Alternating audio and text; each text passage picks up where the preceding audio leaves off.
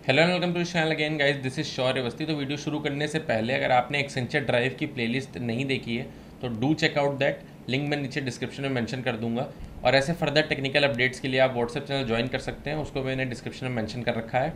So without wasting much of your time video को शुरू करते हैं। तो यहाँ पे क्या है कि कुछ इंस्ट्रक्शंस दिए हैं जो कोडिंग राउंड के इंस्ट्रक्शंस होते हैं।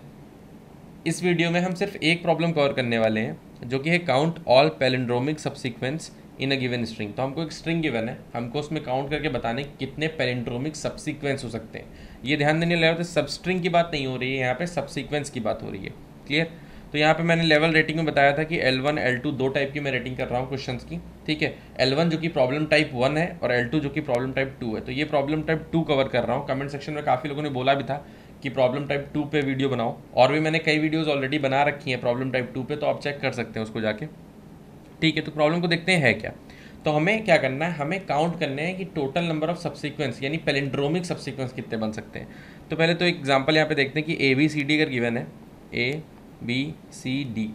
ठीक है, तो इसमें अगर हम ध्यान से देखें तो कोई भी पैलिंड्रोम नहीं मिल रहा है हमको। अगर कोई भी सबसीक्वेंस चेक करें तो पैलिंड्रोमिक नहीं हो रहा है। तो इसमें हमारे ए बी सी डी ये इंडिविजुअल कैरेक्टर्स पैलिंड्रोमिक सबसीक्वेंस बन सकते हैं, क्योंकि अगर हम ध्यान दें यहाँ पे तो ए बी सी डी में से A B and C and D ये चार जो हैं ये भी हमारे सबसीक्वेंस का पार्ट है। ठीक है, अगर हम सारे सबसीक्वेंस का सुपर सेट निकालें तो ये चार भी होंगे उसमें। ठीक है, तो यहाँ पे कोई भी सबसीक्वेंस नहीं बनना है, तो यही चार इंडिविजुअल जो हैं हमारे अलग अलग कैरेक्टर्स, डिस्टिंक्ट कैरेक्टर, यही एक सबसीक्वेंस की तरह बिहेव करेंगे और हमारा आउटपुट चार आ जाएगा। क्लियर है? तो एक बार अप्रोच पहले समझते हैं। तो अभी जो बोलने जा रहा हूँ वो चीज़ पे ध्यान देते हैं हम, ना कि अपने मेन क्वेश्चन पे। अभी सिर्फ इस पे ध्यान देते हैं। एक छोटा सा एग्जांपल लेके स्टार्ट करता हूँ। तो यहाँ पे ए बी सी है। लेट अस सपोज अगर स्ट्रिंग में हमारे पास गिवन है A B and C. Clear है? तो हम क्या करेंगे, हम एक विंडो लेके चलेंगे और उस विंडो में चेक करेंगे कि टोटल नंबर ऑफ सबसीक्वेंस कितने मिल रहे हैं ऐसे जो पैलिंड्रोमिक हैं। ठीक है, और विंडो को धीरे धीरे श्रिंक करेंगे। तो सबसे बड़ी विंडो जो हो सकती है हमारी, वो हम स्टार्टिंग में लेते हैं आई एन जे। ठीक है, आई रखते हैं हम 0 पे, जे रखते हैं हम n-1 पे। क्लियर है? n-1 यहाँ पे क्या है, यहाँ पे n-1 और कुछ नहीं, 2 है। क्लियर? ठीक है, आगे बढ़ते हैं। तो अगर यहाँ पे हम देखें तो आई जे, अब हम कंपेयर करते हैं कि क्या हमारा आई और जे यानी जो हम बाउंड्रीज हैं, ठीक है, दो दो बाउंड्रीज हैं, क्या वो दो सेम कैरेक्टर हैं। पहले हम चेक करेंगे क्या कि एस टी आर ऑफ आई क्या इक्वल्स टू है एस टी आर ऑफ जे के। ठीक है, तो यहाँ पे ये वाला केस नहीं है, यानी इक्वल नहीं है, क्योंकि यहाँ पे ए है आई पे एंड सी है जे पे। जब इक्वल नहीं है तो हम क्या कर सकते हैं, अब हम विंडो को श्रिंक करेंगे। ठीक है, क्यों? क्योंकि हमको अब नहीं मिला इस विंडो में, हमको ऐसा लॉन्गेस्ट पैलिंड्रोम यानी ऐसा सबसीक्वेंस नहीं मिला जो कि पैलिंड्रोमिक सबसीक्वेंस हो और आई से शुरू होकर जे पे ख़त्म हो रहा हो। इसका मतलब इस रेंज वाली पे नहीं है, हमें विंडो छोटी करनी चाहिए। ठीक है, तो हम विंडो छोटी करें तो हमारे पास दो तरीके हैं, या तो हम पीछे से कम करें या तो हम आगे से कम करें। तो हम क्या करते हैं, हम दो रिकर्सिव कॉल्स बनाएंगे। ठीक है, और हम क्या करेंगे, एक बार आई को कम करेंगे, एक बार जे को कम करेंगे। क्लियर? तो इसको इरेज करते हैं और यहाँ पे दो रिकर्सिव कॉल्स देते हैं। ठीक है, तो इसमें हमारा नॉट इक्वल वाला केस है, आई और जे इक्वल नहीं था, इसलिए हमारी दो रिकर्सिव कॉल्स आएंगी। ठीक है, एक में हमारा क्या हो जाएगा, एक में हमारा हो जाएगा j-1, एक में हमारा हो जाएगा i+1। तो जिसमें j-1 हुआ यानी हमारा पीछे से एक इंडेक्स कम हो गई। तो अब हमारा आई जे कहाँ है, आई है हमारा ए पे और जे है हमारा बी पे। आई है हमारा यहाँ पे और जे है हमारा यहाँ पे। फिर जब हमारा i+1 हो गया तो आई आ गया बी पे, तो ये बी और सी वाला रहेगा यहाँ पे। तो बी एंड सी, आई यहाँ पे और जे यहाँ पे। क्लियर है? ठीक है, अब देखते हैं ज़रा हम ए बी को। अब इस वाले स्ट्रिंग की बात करते हैं। यहाँ पे हमारे पास है ए बी इस रेंज में। तो अगर हम देखें आई ए पे है जे बी पे है, फिर से अगेन सेम कंडीशन है हमारी, सेम नहीं मिल रहा है, मतलब हमारे दोनों बाउंड्रीज पे कैरेक्टर डिफरेंट है।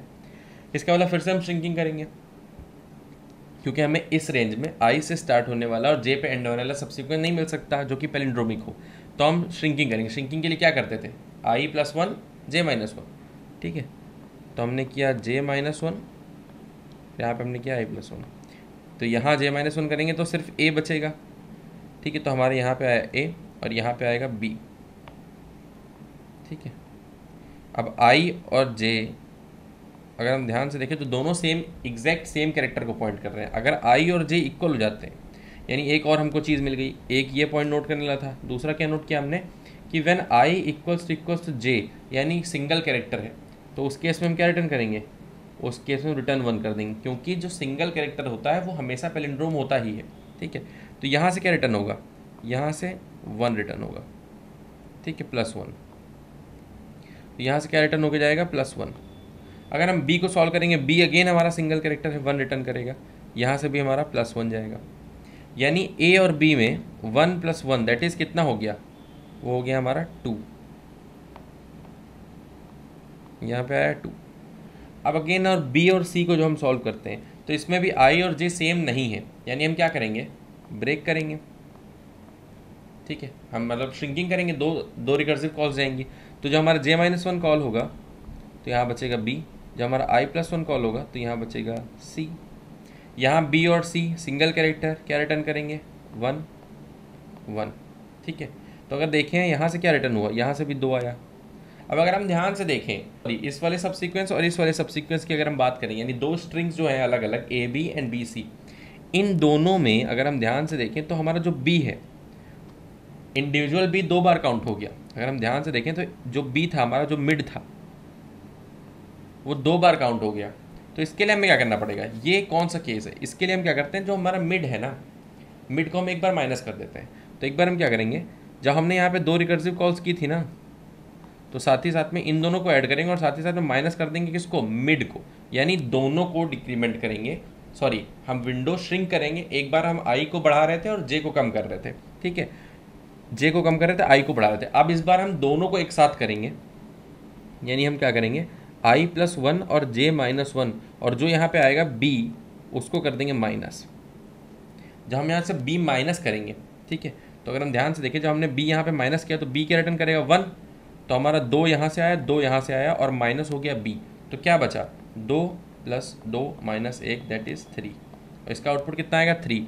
ए बी सी में कौन कौन से 3 हमारे निकलेंगे, ए बी सी में अगर हम बात करें तो ए बी सी के पैलिंड्रोमिक सबसीक्वेंस आएंगे a, b, c, यानी आउटपुट हो गया 3। b हमारा 2 बार काउंट हो रहा था, इसलिए हमने b को हटा दिया। क्लियर, ठीक है। तो यहाँ पे दूसरा एग्जाम्पल, पहले एग्जाम्पल की तो बात हो गई, दूसरा एग्जाम्पल देखते हैं। तो दूसरा एग्जाम्पल और कुछ नहीं है, आपको बताने के लिए कि क्या डिफरेंट केसेस हो सकते हैं। मैंने अलग अलग एग्जाम्पल लिए यहाँ पे कि ए बी ए, अगर ये एक एग्जाम्पल है तो यहाँ पे आई यहाँ पे होगा, जे यहाँ पे होगा। अगर इसमें हम देखें तो str(i) इक्वल्स टू str(j) है, ये वाली ट्रू कंडीशन है। तो इसका मतलब क्या हुआ, जब ये दोनों इक्वल हैं, मतलब एक सबसीक्वेंस तो यहीं से मिल सकता है ए, सबस्ट्रिंग की बात नहीं हो रही थी, सबसीक्वेंस की बात हो रही थी। तो ए एक सबसीक्वेंस बन सकता है जो कि पैलिंड्रोमिक है। अगर हम ध्यान से देखें तो ए पैलिंड्रोमिक सबसीक्वेंस है और मिल गया हमको, तो +1 तो भैया यहीं पे कर देंगे हम। +1 तो एक तुरंत कर देंगे जैसे ही हमको ये कंडीशन ट्रू मिलेगी। ठीक है, +1 करके बाकी रिकर्सिव कॉल्स देंगे। तो इस बार रिकर्सिव कॉल्स फिर से सेम रिकर्सिव कॉल्स जाएंगी। क्या रिकर्सिव कॉल्स थी कि हमने एक बार जे को कम किया, एक बार आई को बढ़ाया, श्रिंकिंग कर रहे हैं। तो एक बार हमने जे को कम किया, j-1, एक बार हमने आई को बढ़ाया, i+1। तो यहाँ पे जब j-1 किया तो यहाँ बचा सिर्फ ए बी, ठीक है, और यहाँ बचा बी ए। अगर यहाँ हम देखें अगेन, क्या बोलेंगे आप कि बी भाई रिपीट हो रहा है, तो हम एक बी माइनस कर देते हैं। बट इस केस में ऐसा नहीं होगा। क्यों नहीं होगा, समझते हैं। जब हमारा str(i) is equal to str(j) होगा, उस वाले केस में ये फॉलो नहीं होगा कि आप मिडिल को माइनस करें। क्यों, अगर हम ध्यान से देखें यहाँ पे, तो ये भी 2 डिस्टिंक्ट कैरेक्टर है, ये भी 2 डिस्टिंक्ट कैरेक्टर है। यहाँ से क्या आएगा, a, b आएगा, यहाँ से क्या b, a आएगा। तो यहाँ पे तो 4 हो गए, बट हमारा तो कैरेक्टर तो 3 ही है। तो अगर हम ध्यान से देखें यहाँ पे क्या रिपीट हो रहा है, यहाँ पे रिपीट हो रहा है मिडिल b, जो कि हमारा मिड था। मिड रिपीट हुआ 2 बार। क्यों रिपीट हुआ, क्योंकि ये ट्रू वाला केस है कि जब हमारे कॉर्नर जो हैं, जो हमारे कॉर्नर्स हैं वो इक्वल हैं। इसका मतलब क्या हुआ, इसका मतलब हुआ कि a, b की 2 रिकर्सिव कॉल्स क्यों हो रही हैं, समझते हैं पहले उसको। एक b जो है अकेला, मतलब इंडिविजुअल b एक एग्जिस्ट कर सकता है एज अ पैलिंड्रोमिक सबसीक्वेंस, ठीक है। दूसरा मिड मतलब क्या हो सकता है, दूसरा b क्यों, क्योंकि अगर हम ध्यान से देखें तो a, हमारा पहले ही ट्रू हो चुका है, तो उसके बीच में अगर हम b को डाल दें तो ये भी एक पैलिंड्रोम बन सकता है। ठीक, तो मतलब क्या हुआ, अगर हम यहाँ पे अभी तक हम b देख रहे थे, यानी अभी तक हम सिर्फ 3 कैरेक्टर ले रहे थे, अब हम क्या करते हैं, हम बी पे सोचते हैं कि बी पे कोई भी एक लंबी स्ट्रिंग रखी, लेट अस सपोज यहाँ पे है आई एन जे, ठीक है, और आई जे दोनों सेम कैरेक्टर को पॉइंट कर रहे हैं। जब सेम कैरेक्टर है दोनों आई जे पे, तो जो मिड वाला होगा वो डबल काउंट क्यों होता है वो समझते हैं, क्योंकि यहाँ पे जो मिड होगा, यानी मिड में जितना भी सब स्ट्रिंग पड़ा हुआ है, एक तो उसका individual as a string existence होगा जिसमें कि नंबर ऑफ सबसिक्वेंसेस निकलेंगे, फिर जितने भी सबसिक्वेंसेस मिड में आ रहे हैं उन सब को हम डबल कर सकते हैं। क्यों? क्योंकि उन सब की डबल पॉसिबिलिटी हो जाएगी, क्योंकि ये जो मिड है ना, जब हम इस विंडो की श्रिंकिंग करेंगे, देखो यहाँ पे ए और ए इक्वल है दोनों कॉर्नर्स पे, जब हम इसकी श्रिंकिंग करेंगे तो क्या होगा, हमारा ए और मिड साथ में, फिर इधर मिड और ए,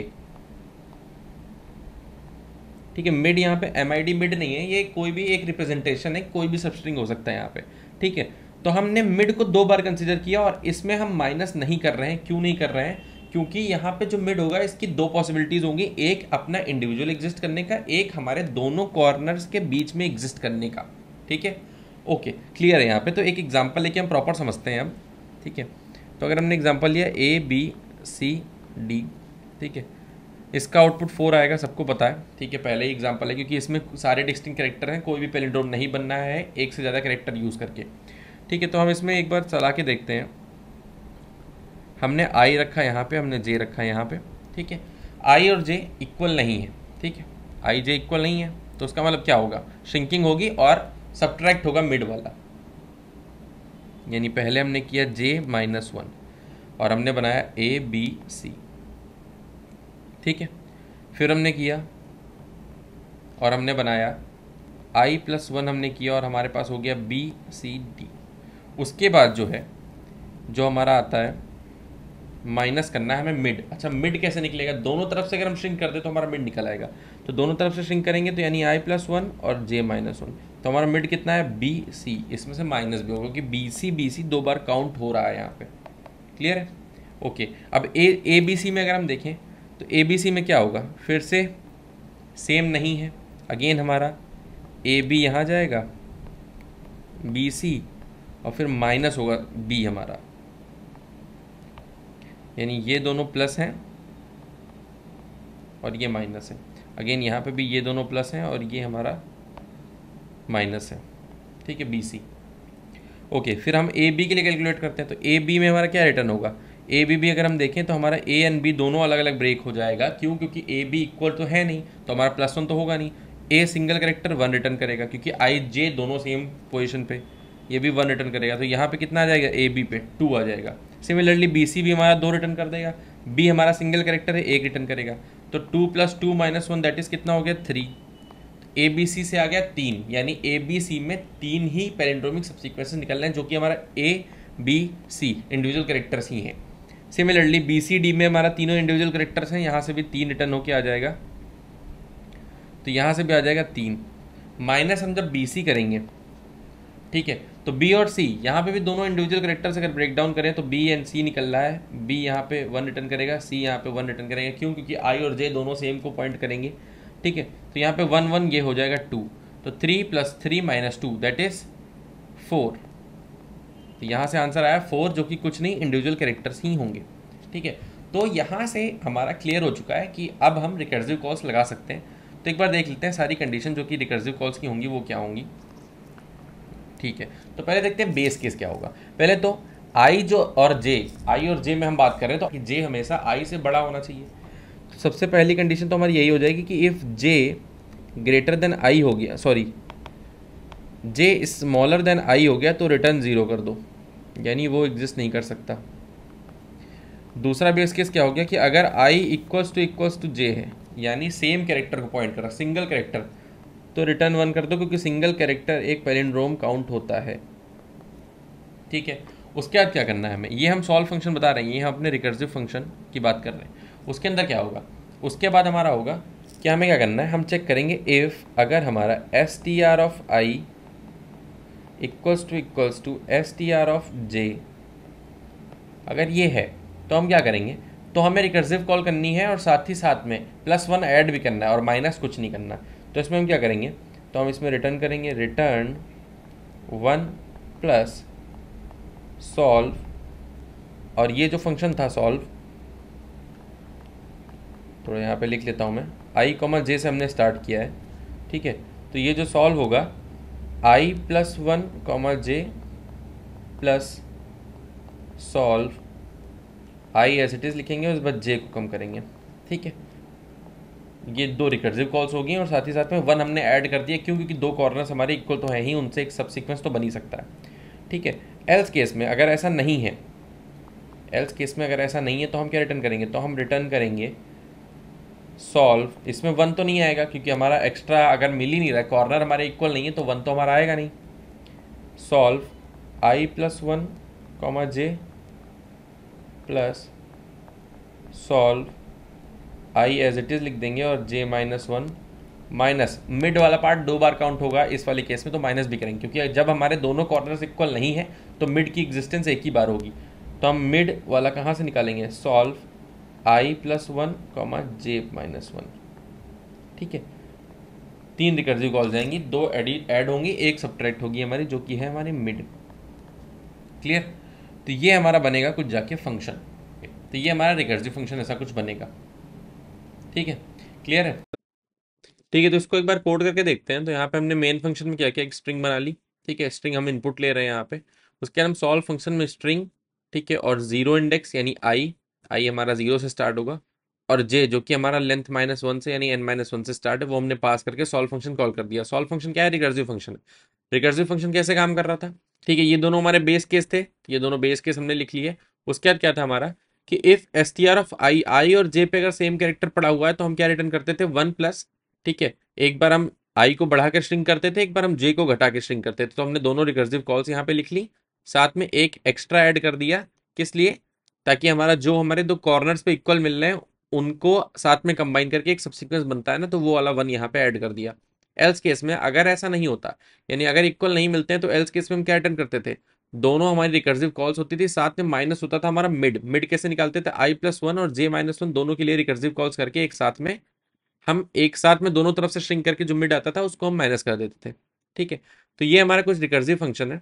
अगर यहाँ पे हम ए बी सी डी लिखते हैं तो हमारा आंसर चार आना चाहिए। एक बार रन करके देखते हैं, ठीक है, हमारा आंसर फोर आ रहा है। अगर हम यहाँ पे देखें तो यहाँ पे ओवरलैपिंग सब प्रॉब्लम्स हो सकती हैं, बिल्कुल हो सकती हैं, ठीक है। हमारे चेंजिंग पैरामीटर्स कितने? दो हैं।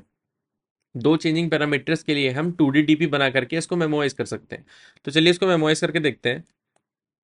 तो हमने सबसे पहले एन में हमने स्ट्रिंग का साइज ले लिया, ठीक है। उसके बाद हम देखते हैं कि हमारे जो चेंजिंग पैरामीटर्स हैं, जो कि हमारा आई कॉमा जे है, तो आई कॉमा जे वेरी कहाँ तक कर रहा है? तो जीरो से लेंथ माइनस वन तक ही जा रहा है, उसके इधर उधर नहीं जाएगा वो, ठीक है। तो उसके लिए हम क्या करते हैं? तो उसके लिए जो हम डीपी का साइज बनाएंगे, एक मिनट, मैं 2D डीपी बना रहा हूँ, ठीक है। तो उसका साइज हम एन ही रखेंगे और हमारा काम हो जाएगा। एन कॉमा और इनिशियली सब में माइनस वन वैल्यू फिल कर देंगे। क्लियर है? ठीक है, यहाँ पे ये हो गया। फिर हम डीपी अपना रिकर्सिव फंक्शन में पास कर देंगे। क्लियर, इधर का काम डन हो गया। अब ऊपर जाके हम, ठीक है, ऊपर यहाँ भी हम डीपी लिख लेते हैं अपना, जो हमारा 2D वेक्टर हमने बनाया है, ठीक है। इसको पास बाय रेफरेंस कर देंगे ताकि वैल्यू अपडेट होते रहे। उसके बाद दोनों बेस केस के बाद हम क्या करते हैं? दोनों बेस केस के बाद हम चेक करते हैं कि क्या जिस प्रॉब्लम को हम सॉल्व कर रहे हैं, जिस सब प्रॉब्लम को हम सॉल्व कर रहे हैं, वो पहले से सॉल्व तो नहीं हो चुकी। अगर वो हो चुकी है तो उसकी वैल्यू माइनस वन नहीं होगी, और अगर ऐसा नहीं होगा तो हम वही जो उसकी पहले सोल्यूशन निकला था उसी को हम रिटर्न कर देंगे, ठीक है। क्लियर है? उसके बाद अगर ऐसा नहीं होता, आगे जाता है, यानी हमें एक नया सब प्रॉब्लम मिला है और हमें कैलकुलेट करना पड़ेगा। जब हमें कैलकुलेट करना पड़ेगा तो हम उसको डीपी में स्टोर भी कर देंगे साथ ही साथ में, ठीक है। तो उससे क्या होगा कि फर्दर अगर हमें दोबारा वैसी कोई प्रॉब्लम मिलती है तो हम डायरेक्ट डीपी से निकाल लेंगे उसका सोल्यूशन, हमें सॉल्व करने की जरूरत नहीं पड़ेगी। रिकर्सिव फंक्शंस में यहाँ हर जगह डीपी पास कर देता हूँ मैं, एक मिनट, हाँ, ओके। तो यहाँ हर जगह मैंने डीपी पास कर दिया। अब एक बार इसको रन करके देखते हैं। अगेन हमारा फोर ही आना चाहिए आंसर, बिल्कुल ये कोड मेमोराइज हो चुका है और हमारा आंसर आ रहा है फोर, ठीक है। तो ओवरलैपिंग सब प्रॉब्लम्स को हमने यहाँ पे टैकल कर लिया मेमोराइजेशन की हेल्प से। एक बार और हम दूसरा टेस्ट केस लेके देखते हैं। अगर हम ए बी ए लिखते हैं तो हमारा आंसर कितना आना चाहिए? ए बी की अगर हम बात करें तो ए बी ए में हमारा अगर हम ध्यान से देखें तो 3 कैरेक्टर तो ही है, तो 3 तो आ ही गए, क्योंकि हम यहाँ पे डिस्टिंक्ट सबसीक्वेंस की बात नहीं हो रही है, टोटल सबसीक्वेंस की बात हो रही है। तो 3 तो ये आ गए, प्लस ए को साथ में लेंगे, एक ये और आ गया, प्लस ए और बीच में हम बी लगा देंगे तो एक और हमारा आ गया, यानी टोटल कितना आंसर आना चाहिए? इसका आंसर आना चाहिए 5। एक बार करके देखते हैं जरा हम इसको। ठीक है, ये आंसर हमारा 5 आ गया। ठीक है, so thank you so much for watching this video. अगर वीडियो पसंद आया तो वीडियो को लाइक करिए, चैनल को सब्सक्राइब करिए। मिलते हैं अपने अगली वीडियो में, तब तक के लिए बाय।